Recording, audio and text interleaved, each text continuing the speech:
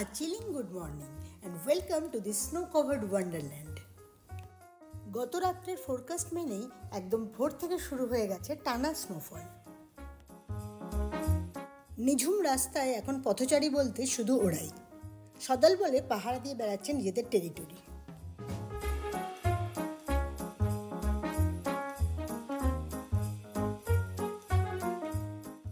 সারা রাতে আমরা অপেক্ষায় ছিলাম এই দৃশ্যের জন্য, আর এখন সাদা পেঁজা তুলোর মতন বরফ নিঃশব্দে ঝরে ঝরে পড়ে ঢেকে দিচ্ছে চারপাশে যেটুকু রং ছিল। আজ সারাদিনই থেকে থেকে স্নোফল হওয়ার কথা, আর বাইরের ওয়েদারও তাই বলছে।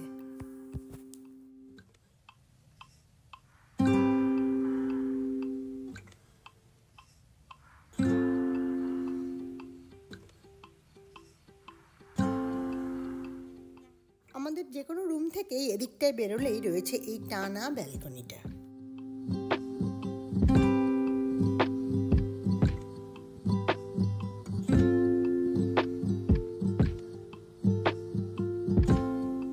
এদিকে একদম আমাদের বেডরুম পর্যন্ত, আবার ওদিকে ড্রয়িং রুম পার হয়ে 204 নম্বর অর্থাৎ মণিদীপাদের স্যুটের ড্রয়িং রুম হয়ে বেডরুম পর্যন্ত পুরো লেন্থটা জুড়ে। আপাতত এটাই আমাদের ভিউইং গ্যালারি। চেয়ার লিফট চলছে বটে, কিন্তু স্নোফল হচ্ছে বলেই বোধ হয় নিচ থেকে লোকজনের আসা এখনো শুরু হয়নি।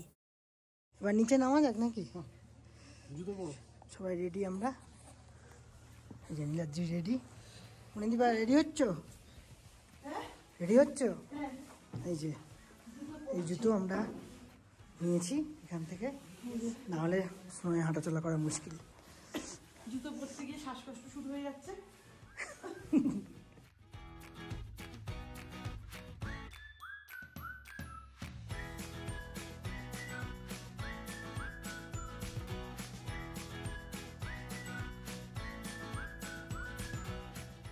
রিসোর্ট থেকে একটু দূরে একটা আর্টিফিশিয়াল লেক আছে। স্কিয়ের মরশুমে কোনো বছর পর্যাপ্ত বরফ না পড়লে এই লেকের জল থেকেই স্নো তৈরি করা হয় ট্রেনিংয়ের জন্য। এবছর অবশ্য যথেষ্ট স্নোফল হয়েছে, চলছে স্কি এবং অন্যান্য সব অ্যাডভেঞ্চার স্পোর্টসের তোড়জোড়ও। আমরা ঠিক করলাম লাঞ্চের আগে যতক্ষণ সময় আছে তাতে লেকের চারপাশটা ঘুরে বরফে একটু হেঁটে তারপর আবার রিসোর্টে ফিরে আসবো। আপাতত এটাই আমাদের অ্যাডভেঞ্চার, আর সেই সঙ্গে ফটোশ্যুটও বটে।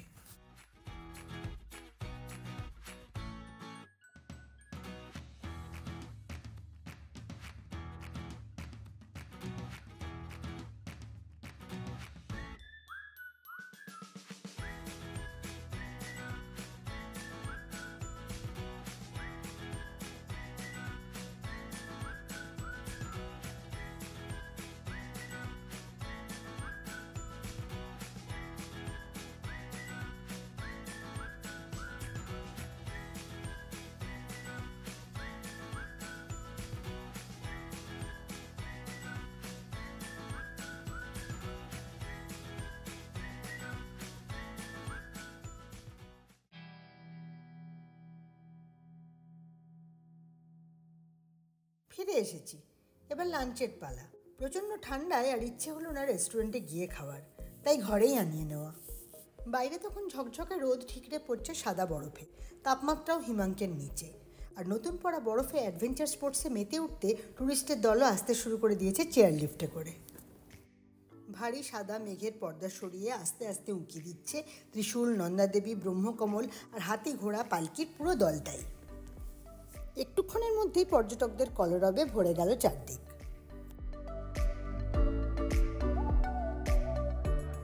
তারই মধ্যে দূরের ঢালে চলছে প্রফেশনাল স্কিইংয়ের ট্রেনিংও।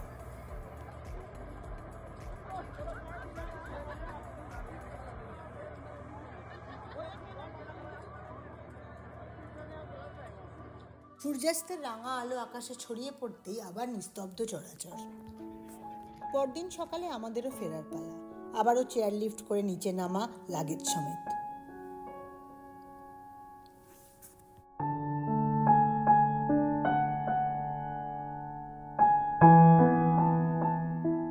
আর তারপর লোকাল ক্যাবে ফেরত আসা যোশীমঠে রেখে যাওয়া গাড়ির কাছে। পথের দুপাশে বিদায় জানায় জমে ওঠা ঝুরঝুরে সাদা বরফের দল। যত নিচে নামতে থাকি ক্রমশ রাস্তা শুকনো হয়, বিষাদের মেঘ জমে মনের কোণে।